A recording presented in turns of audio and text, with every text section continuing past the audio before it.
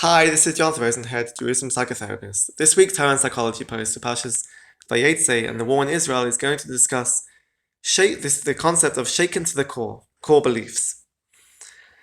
When we say that a person is shaken to the core, it's not just a phrase that we just use. It really is a situation when a person is so frightened and in a situation that is so shocking and traumatic that it shakes them to the core. And this is an attack on a person's core beliefs. And core beliefs are these basic beliefs that a person holds about the world. It helps them to interpret themselves, other people, and the world that they live in. And these are beliefs that are held deep down, and in a sense, it's the guidance, it's a framework that a person can use in order to interpret and navigate the world. But what research shows is that when a person experiences trauma, it is a violation of these core beliefs. A person no longer has this guidance, this framework to be able to understand the world. And it leaves them in a situation that is so frightening that they no longer have this guidance, that they feel hopeless, they feel lost, they feel vulnerable. And this is the experience of being shaken to the core, living at the moment without a person's core beliefs. And what the research shows is that in order to recover from a situation of trauma, in order to progress towards post-traumatic growth, an important element is to accommodate, reassess, reconnect with a person's core beliefs.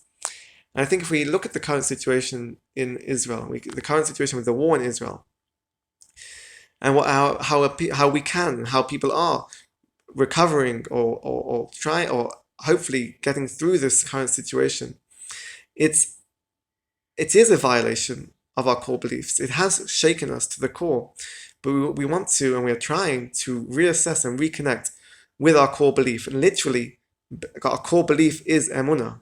This is both the sense of the word, emunah being belief, but this really is the core belief as a Jewish people that helps us to get through these situations, and it helps us to understand, on a general level, helps us to understand the world that we live in. And that's what we need to do, and we are trying to do, is to reconnect with this core belief of emunah. And how do we learn this out from this idea of emunah as being a core belief from this week's parasha? We see that Yaakov met Rachel at the well. And here is what is seen as being the first shidduch, that he meets his Rachel and they go on to get married. But this is not actually the first instance of a person finding their shidduch, finding their wife at a well.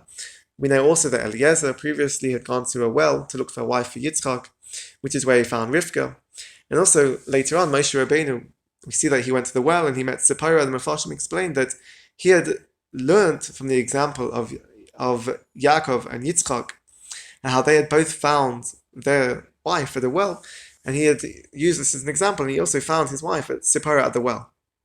So, taking this out of the context of shidduchim, of marriage, I want to ask, what is special about the location of a well? What is unique about a well that a person receives special siyata d'shmaya? So a well is obviously a place where there's water. What is the significance of water?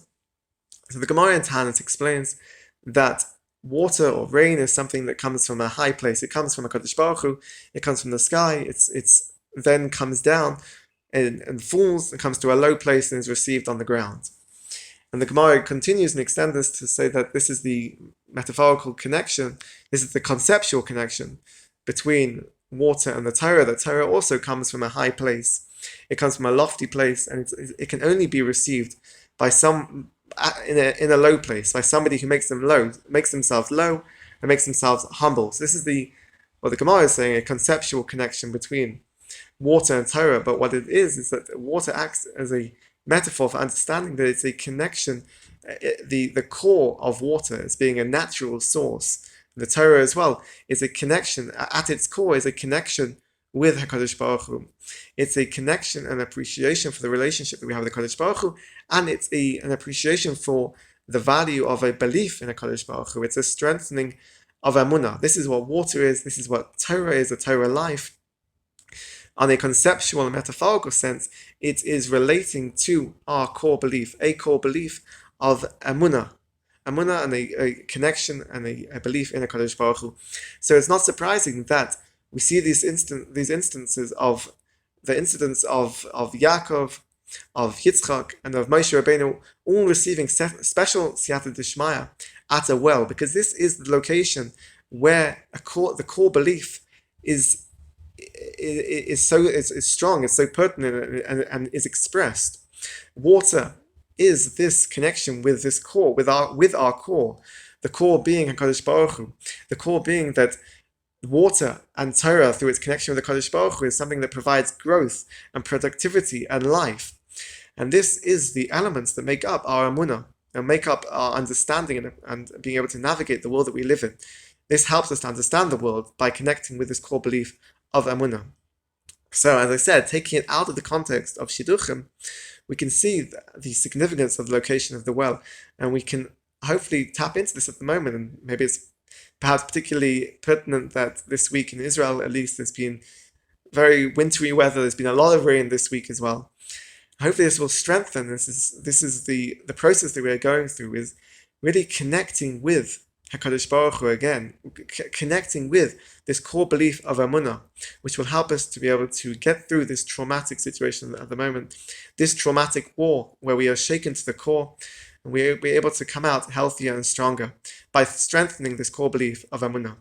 Have a great Shabbos and keep well.